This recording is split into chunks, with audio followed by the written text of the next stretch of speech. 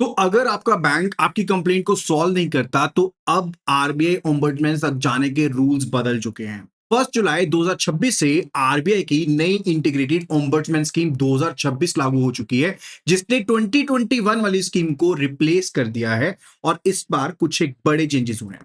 सबसे पहला बड़ा चेंज है कि ओम्बड्समैन के पास जो कंसिक्वेंशियल लॉस के लिए कंपनसेशन की मैक्सिमम लिमिट 20 लाख की थी, अब उसे बढ़ा करके 30 लाख रुपए कर दिया गया। और इसके ऊपर harassment, mental anguish, time expenses के लिए जो कंपनसेशन पहले 1 लाख की थी, अब वो 3 लाख की हो गई है। और सबसे बड़ा जो दूसरा चेंज है वो है कंप्लेंट फाइलिंग की टाइमलाइन में।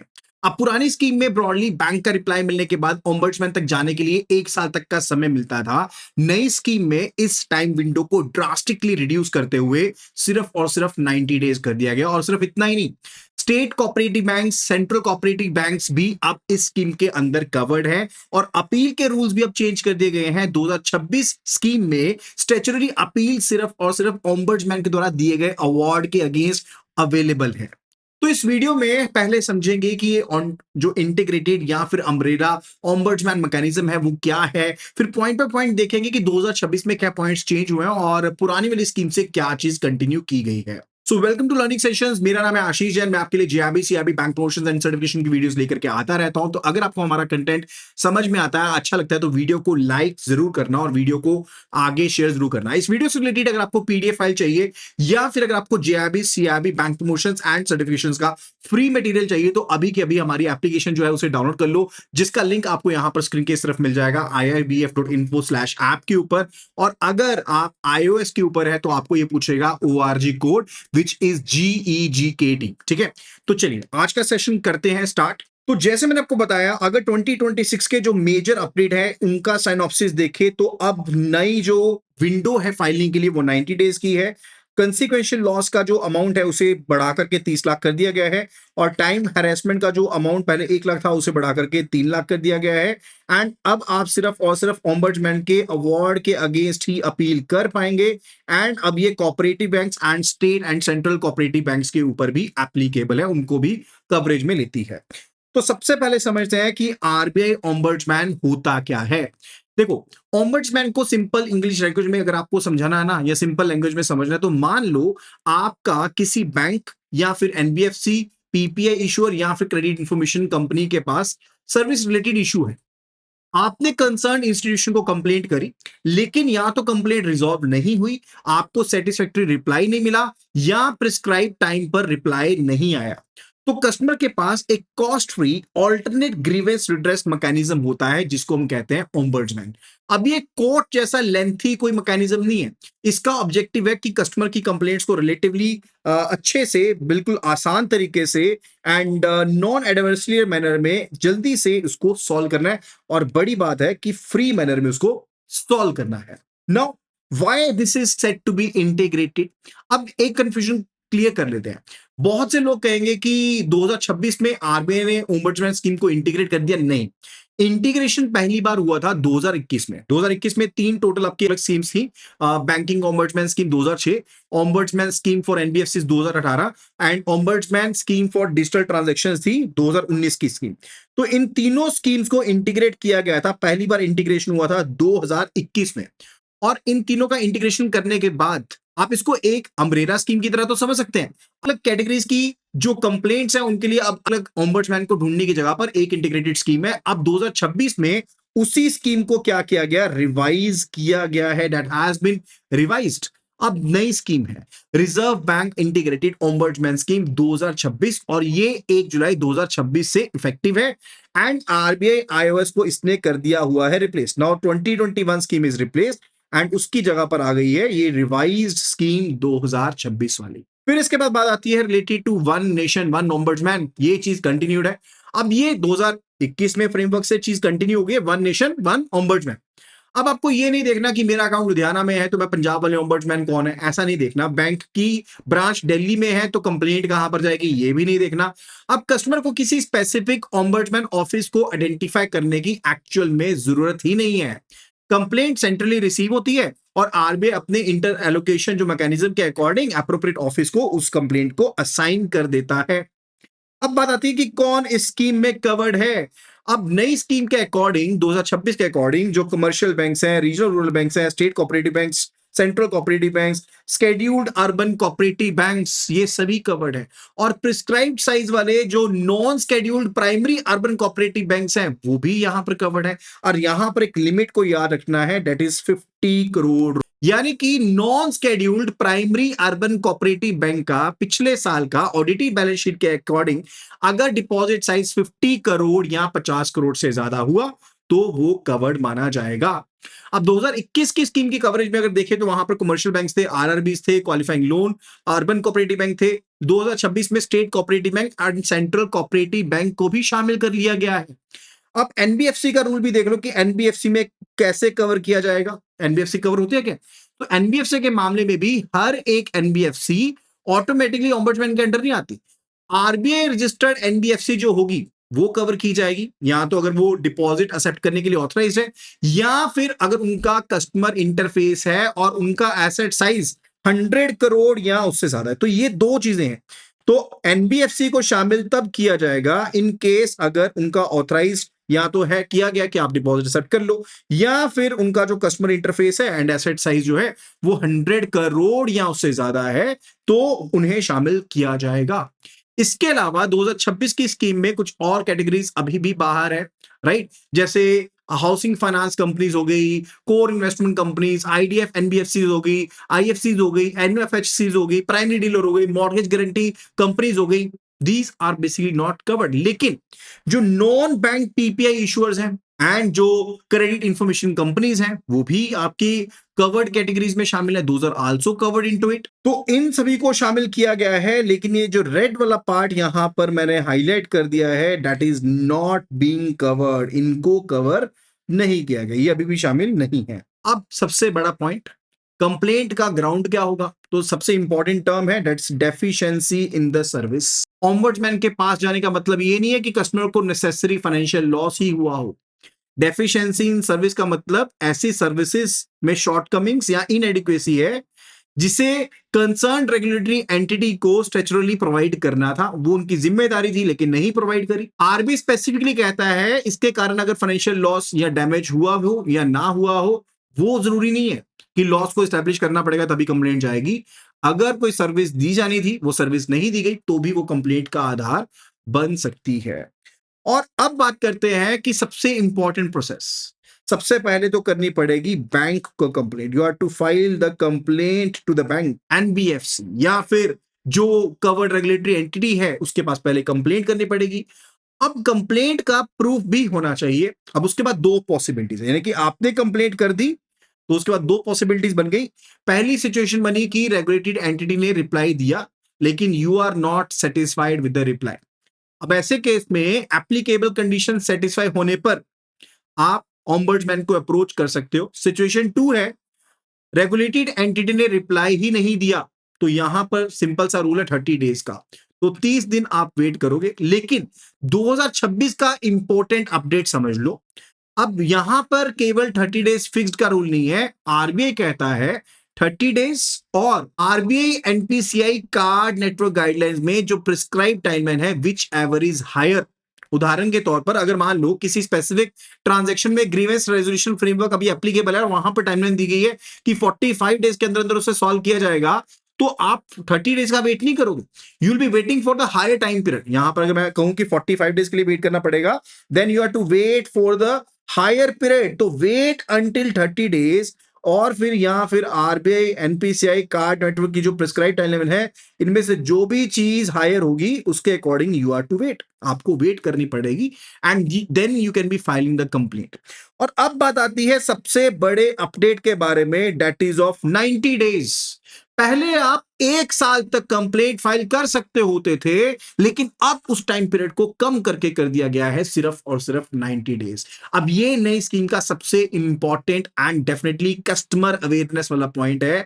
ऑम्बड्समैन के पास कंप्लेंट फाइल करने के लिए एप्लीकेबल रेजोल्यूशन टाइमलाइन एक्सपायर होने की डेट या रेगुलेटेड एंटिटी की जो लास्ट कम्युनिकेशन की डेट थी विच एवर इज लेटर, उससे लेकर के 90 डेज तक आपको कंप्लेंट फाइल करनी है।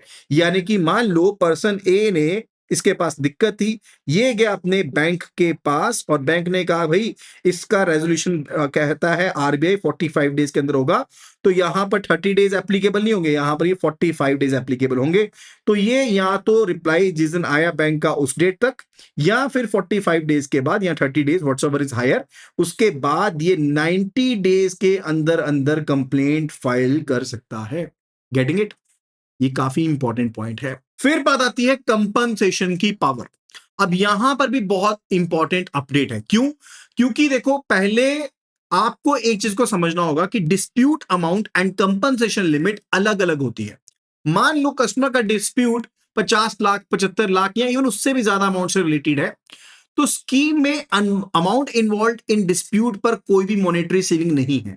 ऐसा नहीं है कि आपके अमाउंट की सीलिंग 50 लाख की है तो आप ओम्बड्समैन के पास नहीं जा सकते। हाँ, लेकिन कंपनसेशन लिमिट यानी कि अगर कंसीक्वेंशियल लॉस कोई हुआ, यानी कि उस पर्टिकुलर ट्रांजैक्शन के ना होने की वजह से या गलत होने की वजह से जो आपका नुकसान हुआ, उस कंसीक्वेंशियल लॉस की भरपाई की मैक्सिमम लिमिट जो पहले 20 लाख की होती थी, अब उसे 30 लाख कर दिया गया है। 2021 में एक लिमिट जो थी that was of 20 lakh, but now इसे बढ़ा करके कितना कर दिया गया? 30 लाख कर दिया गया है। और इसके अलावा अगर आपको मेंटल हैरासमेंट होती है, आपका टाइम खराब गया, एक्सपेंसेस हो गए या फिर मेंटल एंग्विश था, तो उसकी लिमिट को बढ़ा करके भी अब 3 लाख कर दिया गया है, जो पहले 1 लाख की हुआ करती थी। अब कंप्लेंट आप कैसे फाइल कर सकते हो वो मैं आपको बताऊंगा, लेकिन उससे पहले ये पॉइंट आपको रिवाइज करवा दूं कि आपके अमाउंट का यानी कि अमाउंट इन्वॉल्व कितना भी हो सकता है, वो 1 करोड़ भी हो सकता है, 1.5 करोड़ भी हो सकता है, नो इश्यूज इन दैट, आपने उसको काउंट नहीं करना। लेकिन कंसीक्वेंशियल जो कंपनसेशन मिलेगी उसका अमाउंट मैक्सिमम रखा गया है 30 लाख प्लस 3 लाख। फिर बात आती है कि कंप्लेंट फाइल कैसे होगी।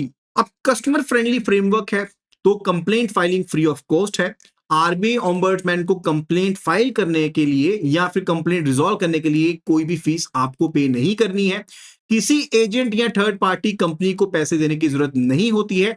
आप 3 तरीके से कंप्लेंट फाइल कर सकते हो। पहला है online, RBI complaint management system यानी कि सीएमएस है उसके थ्रू, या आप ईमेल कर सकते हो सीआरपीसी के पास यानी कि centralised receipt and processing centre के पास, या आप फिजिकल कंप्लेंट भी जमा कर सकते हो सपोर्टिंग डॉक्यूमेंट्स के साथ।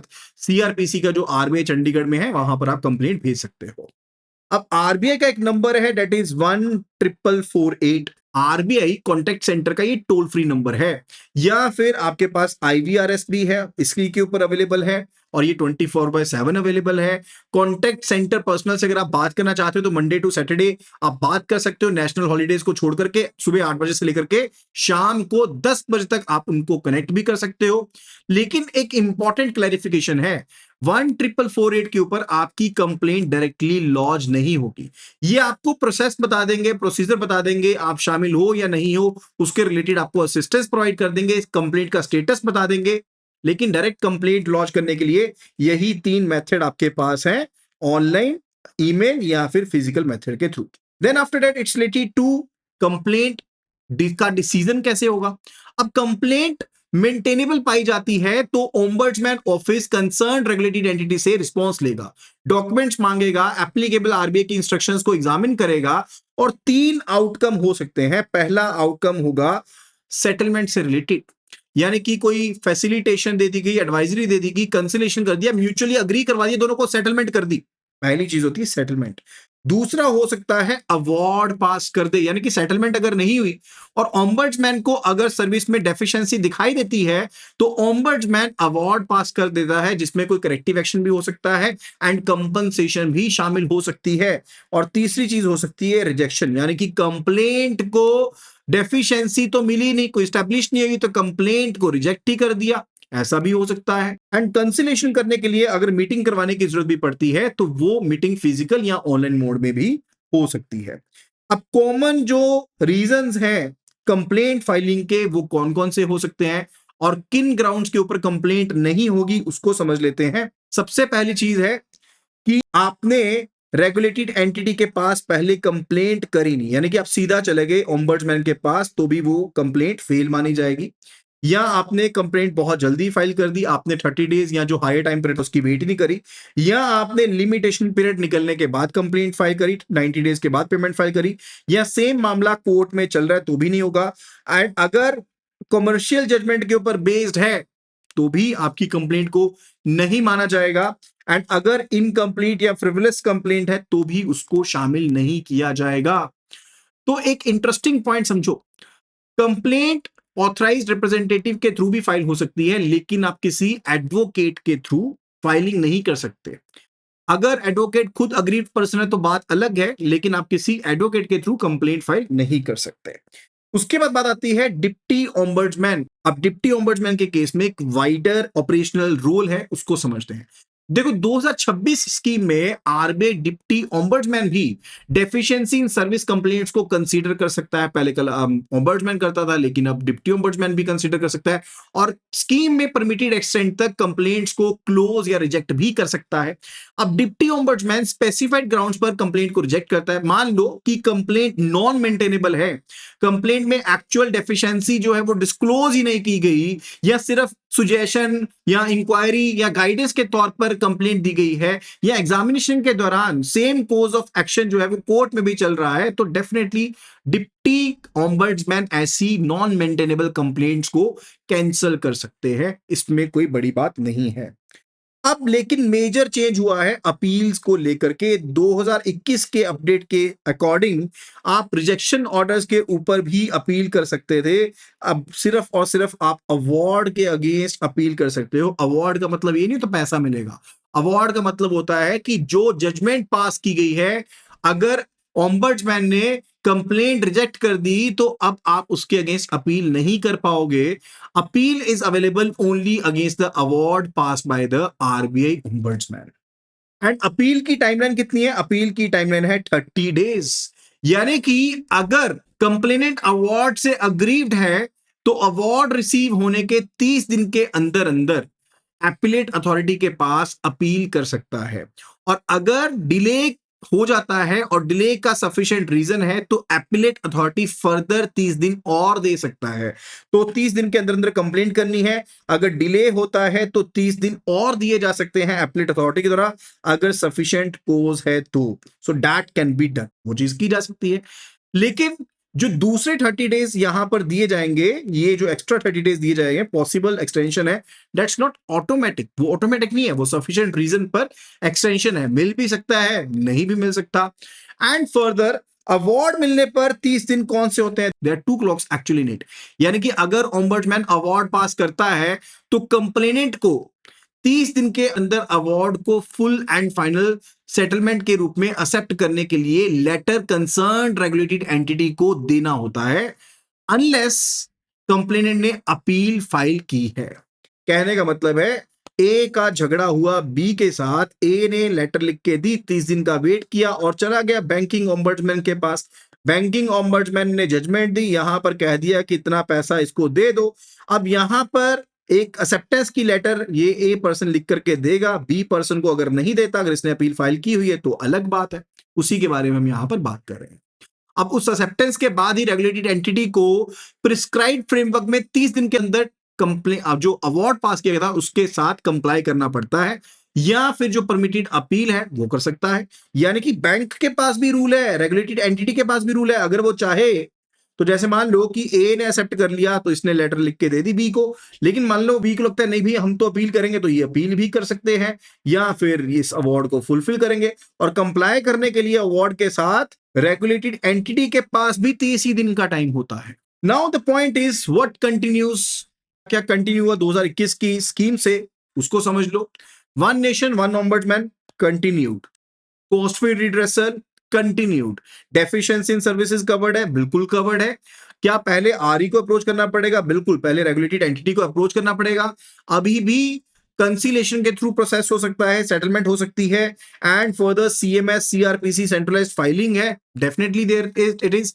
एंड डिस्प्यूटेड ट्रांजैक्शन अमाउंट को लेकर के कोई भी सीलिंग नहीं है। ऑथराइज्ड रिप्रेजेंटेटिव के through if you want to file the complaint you can do so, लेकिन हाँ, एडवोकेट फाइल नहीं कर सकता अनटिल और unless advocate himself or herself is a aggrieved person, right? And regulated entity के commercial judgment के ऊपर की interest इतना क्यों लगाया उतना क्यों लगाया उसके बेस पर ombudsman interfere नहीं करने वाले हैं। अब ये कुछ इंपॉर्टेंट पॉइंट्स हैं, इनको ध्यान में रखना। पहली चीज, ये स्कीम शुरू हुई है 1 जुलाई 2026 से। अर्बन कोऑपरेटिव जो डिपॉजिट है उसकी थ्रेशोल्ड 50 करोड़ है, एनबीएफसी का जो एसेट थ्रेशोल्ड है 100 करोड़ का है। एंड फर्दर यहाँ पर 30 डेज और हायर का वेटिंग रूल है, 90 डेज का ओम्बड्समैन फाइलिंग विंडो है, 30 lakh and 3 lakh is a compensation window. Appeal timing जो है that is 30 plus 30 days. And RBI का कॉन्टैक्ट जो सेंटर है दैट इज 14448। ये सब डिटेल्स आपको पता होनी चाहिए। And this is the complete filing and complete details about the ombudsman scheme. तो यहां पर याद रखो कि आप कंप्लेंट फाइल करोगे आरई के पास, 30 डेज या हायर टाइमलाइन के लिए करोगे वेट, उसके बाद आपको 90 डेज के अंदर कंप्लेंट फाइल करनी है। एंड सिर्फ और सिर्फ अपील कर सकते हो against the award, and settlement हो जाएगी, अवार्ड मिल जाएगा, and that will be all. So that's all about the banking ombudsman integrated scheme जो 2026 का अपडेट है। इसके अलावा जो इंपॉर्टेंट पॉइंट है कि अब state cooperative banks and central cooperative banks को एक्सप्रेसिवली शामिल किया गया है। अगर किसी भी एग्जाम के लिए तैयारी कर रहे हो, जेआईबी, सीआईबी, बैंक प्रमोशंस या फिर सर्टिफिकेशंस की तैयारी कर रहे हो, सो मेक श्योर करना कि आपके लिए सारा का सारा मटेरियल फ्री ऑफ कॉस्ट अब अवेलेबल है। PDF files, one liners, questions, notes available है। So do download the same. आपको इस एप्लीकेशन को डाउनलोड कर लेना है, which is available at the link iibf.info/app, and start your preparations right away. Thank you so much and see you again in the next video.